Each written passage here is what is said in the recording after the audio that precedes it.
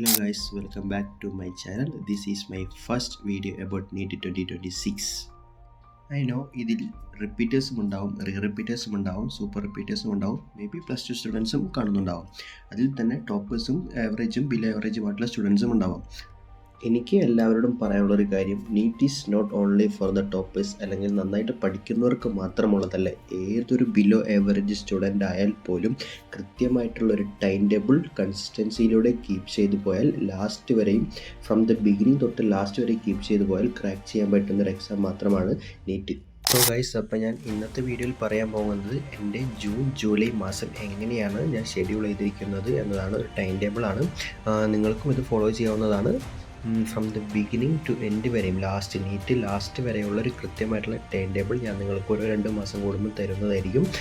ഇപ്പോൾ June July എങ്ങനെ ഒരു സ്റ്റെപ്പ് ബൈ സ്റ്റെപ്പ് പ്രോസസ്സായിട്ട് മുന്നോട്ട് പോവാം എന്നുള്ളൊരു കൃത്യമായിട്ടുള്ള ടൈം ടേബിൾ ഞാൻ ഷെഡ്യൂൾ ചെയ്ത് വെച്ചിട്ടുണ്ട്. കഴിഞ്ഞ കൊല്ലം ഞാൻ ചെയ്ത മിസ്റ്റേക്കുകളെല്ലാം തിരുത്തിക്കൊണ്ടുള്ളൊരു ടൈം ടേബിളാണ്. നിങ്ങൾക്ക് ഫോളോ ചെയ്യാം. നിങ്ങൾക്കൊരു കൃത്യമായ ടൈം ടേബിൾ ഇല്ലെങ്കിൽ ഇത് നിങ്ങൾക്ക് ഫോളോ ചെയ്യാവുന്നതാണ്. ടൈം ടേബിളിലേക്ക് കിടക്കുന്നതിന് മുമ്പ് എനിക്ക് നിങ്ങളോട് പറയാനുള്ള 2-3 കാര്യം എന്താണെന്ന് വെച്ചാൽ, നീറ്റ് 2025 എഴുതിയവർക്ക് അറിയാം, നീറ്റിൻ്റെ ലെവൽ കൂടിക്കൊണ്ടിരിക്കുകയാണ്, നീറ്റിൻ്റെ ടഫ്നെസ്സും കൂടിക്കൊണ്ടിരിക്കുകയാണ്. പക്ഷേ അതോർത്ത് ഒരിക്കലും നമ്മൾ +2 സ്റ്റുഡൻസിനോട്, പ്രത്യേകിച്ച് ആദ്യമായിട്ട് എഴുതാൻ പോകുന്നവർ, ആദ്യമായിട്ട് റിപ്പീറ്റ് ചെയ്യാൻ പോകുന്നവർക്ക് അറിയാം, അവർ ചെയ്യാൻ പോകുന്ന ആദ്യത്തെ മിസ്റ്റേക്കാണ്. കൂടുതലും അവർ അധികം നേരം തുടക്കത്തിലിരുന്ന് പഠിക്കും. തുടക്കത്തിൽ ചിലപ്പോൾ നമ്മൾ കൂടുതൽ പറഞ്ഞു കേട്ടുള്ള രീതിയാണ് നീറ്റിന് 18 മണിക്കൂർ, 16 മണിക്കൂർ, 15 മണിക്കൂറൊക്കെ കുത്തിയിരുന്ന് പഠിക്കണം, നന്നായിട്ടിരുന്ന് പഠിക്കണം എന്നൊക്കെ. പക്ഷേ റിയാലിറ്റി നോക്കിക്കോ, അത് കേട്ടിട്ട് നമ്മൾക്ക് ആദ്യമേ ഒരിക്കലും പോയി 18-16 മണിക്കൂർ ഒരിക്കലും പഠിക്കാൻ പോകരുത്. നമ്മൾക്ക് നമ്മളെ തന്നെ നന്നായി അറിയാം, നമ്മുടെ ലെവൽ എന്താണ്. നമ്മൾക്ക് ഇത്ര നാൾ പഠിച്ചപ്പോൾ തന്നെ നമ്മുടെ ലെവൽ, നമുക്ക് എത്ര മണിക്കൂർ പഠിച്ച ഒരു കാര്യം നേടാൻ പറ്റുമെന്നും എത്ര നേരം കൊണ്ട് നമുക്കൊരു സാധനം മനസ്സിലാക്കാൻ പറ്റും നന്നായിട്ട് അറിയാം.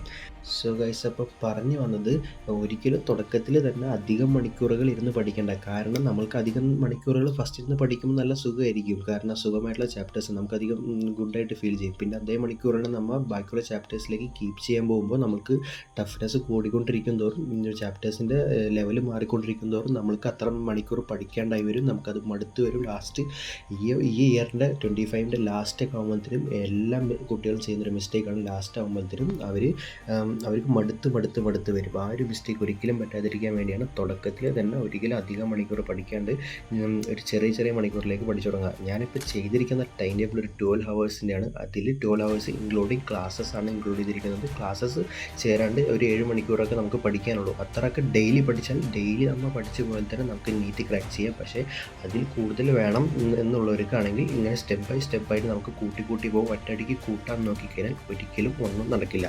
ടൈം ടേബിളിലേക്ക് പോകുന്നതിന് മുമ്പ് ഇതൊരു മോർണിംഗ് റൂട്ടീനാണ്. നിങ്ങൾക്ക് നൈറ്റ് റൂട്ടീൻ വേണമെന്നുണ്ടെങ്കിൽ ഞാൻ വീഡിയോയുടെ ലാസ്റ്റ് കൊടുത്തേക്കാം, നിങ്ങൾക്കത് സ്ക്രീൻഷോട്ട് ചെയ്തെടുക്കാവുന്നതാണ്.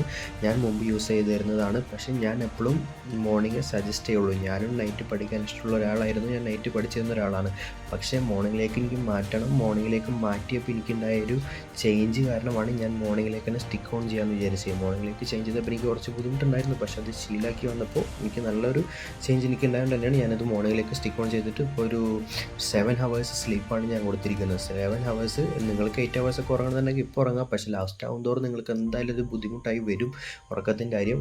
ഒരു ലാസ്റ്റ് ആവും തോറും എൻ്റെ ടൈം ടേബിളിൽ ഞാൻ 6 ഹവേഴ്സാണ് ഏറ്റവും മിനിമം ലാസ്റ്റ് വരെ അതിന് ഉറങ്ങാം. അങ്ങനെ ഒരു ടൈം ടേബിളാണ് ഞാൻ ഷെഡ്യൂൾ ചെയ്തിരിക്കുന്നത്. അപ്പോൾ ഇപ്പോൾ 7 ഹവേഴ്സ് ഉണ്ട്. ലാസ്റ്റ് ആവും തോറും അത് കുറയും. നിങ്ങൾക്കത് കുറക്കാൻ പറ്റില്ലെങ്കിൽ പയ്യെ സ്റ്റെപ്പ് ബൈ സ്റ്റെപ്പായിട്ട് പയ്യെ ഒറ്റയടിക്ക് നിങ്ങൾ 6 മണിക്കൂർ ഉറങ്ങണമെന്നില്ല, 7 മണിക്കൂർ ഉറങ്ങുന്നില്ല. കൂടുതൽ വേണമെന്നുള്ളവർക്ക് ഇപ്പോൾ ഉറങ്ങി പയ്യെ അത് കുറച്ച് വരാവുന്നതാണ്. അപ്പോൾ ഒരു 7 ഹവേഴ്സ് സ്ലീപ്പ് കഴിഞ്ഞിട്ട് ഒരു 5 o'clock എണീക്കുന്നത്. 5 o'clock എണീറ്റിട്ട് ഫസ്റ്റ് 30 മിനിറ്റ് ഒരു മെഡിറ്റേഷനോ അല്ലെങ്കിൽ മോർണിംഗ് റൂട്ടീനോ കഴിഞ്ഞിട്ട് ഒരു 5:30 ആകുമ്പോൾ ഫിസിക്സിലേക്കാണ് പോകുന്നത്. ഫിസിക്സ് ഒരു 2 ഹവേഴ്സ്, 5:30 തൊട്ട് 7:30 വരെയാണ്. അതിലെ ഫസ്റ്റത്തെ 30 മിനിറ്റ്സ് പഠിച്ചതിനായിട്ട് ശേഷം 5 മിനിറ്റ് ബ്രേക്ക്, പിന്നെ 1 മണിക്കൂർ പഠിച്ചതിന് ശേഷം 10 മിനിറ്റ് ബ്രേക്ക്. അങ്ങനെ ഒരു പൊമഡോറോ ടെക്നിക്കിലൂടെ കൃത്യം അത് കംപ്ലീറ്റ് ചെയ്തതിന് ശേഷം എന്ത് ചെയ്യുക, പൊമഡോറോ ടെക്നിക്ക് ഇപ്പോൾ തന്നെ നിങ്ങൾ ശീലമായി കഴിഞ്ഞാൽ നിങ്ങൾക്കത് ഹെൽപ്ഫുൾ ആയിരിക്കും പിന്നീട്.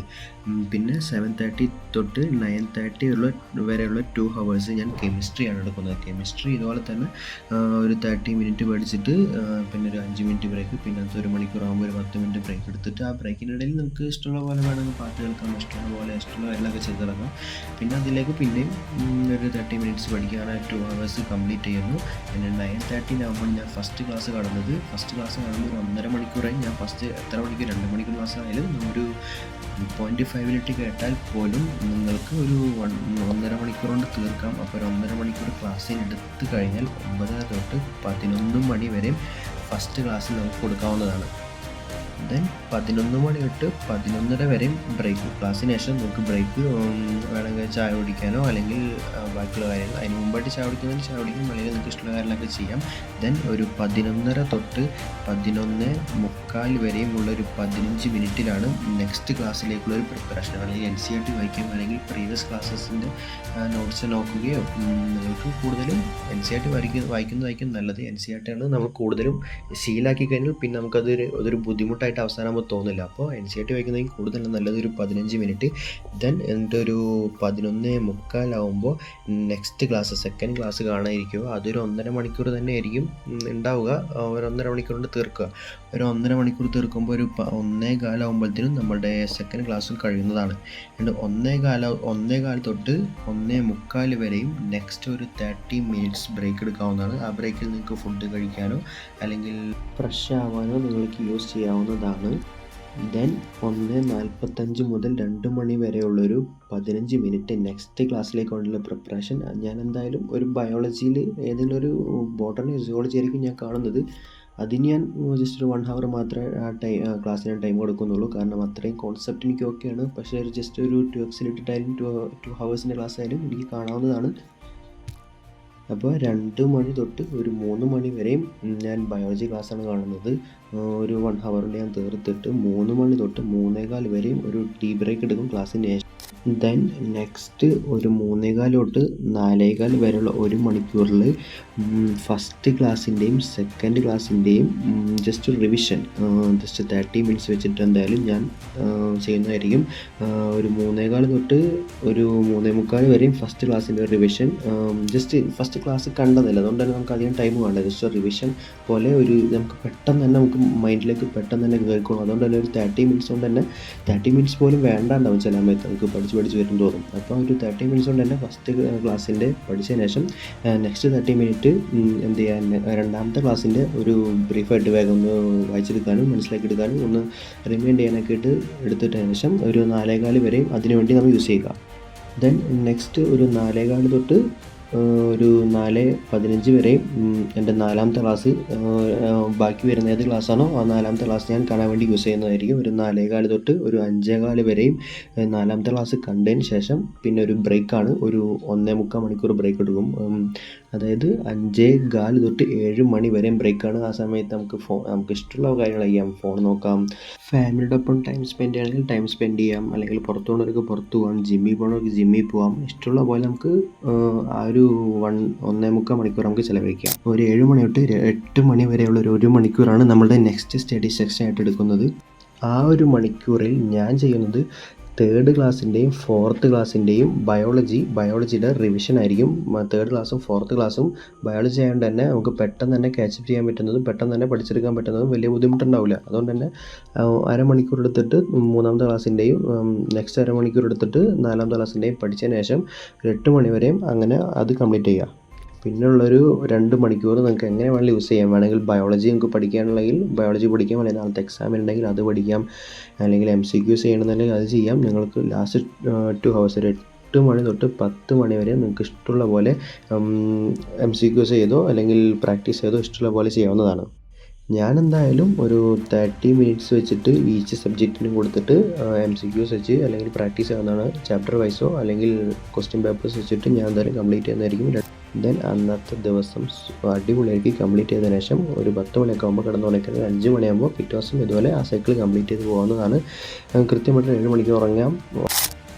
സോ ഗൈസ്, അപ്പോൾ ഇതാണ് എൻ്റെ ഈ ജൂൺ ജൂലൈ മാസത്തിലേക്കുള്ള ടൈം ടേബിൾ. നിങ്ങൾക്ക് വേണമെങ്കിൽ യൂസ് ചെയ്യാവുന്നതാണ്. ടൈം ടേബിൾ കിട്ടിയിട്ടില്ലെങ്കിൽ ഒരു ഷെഡ്യൂൾ ചെയ്യാൻ പറ്റാത്തവർക്കാണെങ്കിൽ ഇത് നിങ്ങൾക്ക് യൂസ് ചെയ്യാവുന്നതാണ്. പിന്നെ കൃത്യം ടൈം ക്ലാസ് അങ്ങനെ കൃത്യം എല്ലാവർക്കും പോകണമെന്നില്ല. നിങ്ങൾക്ക് അതിൻ്റേതായിട്ടുള്ളൊരു റീഅറേഞ്ച്മെൻറ്റ് നിങ്ങൾക്ക് വേണമെങ്കിൽ ചെയ്യാവുന്നതുമാണ്.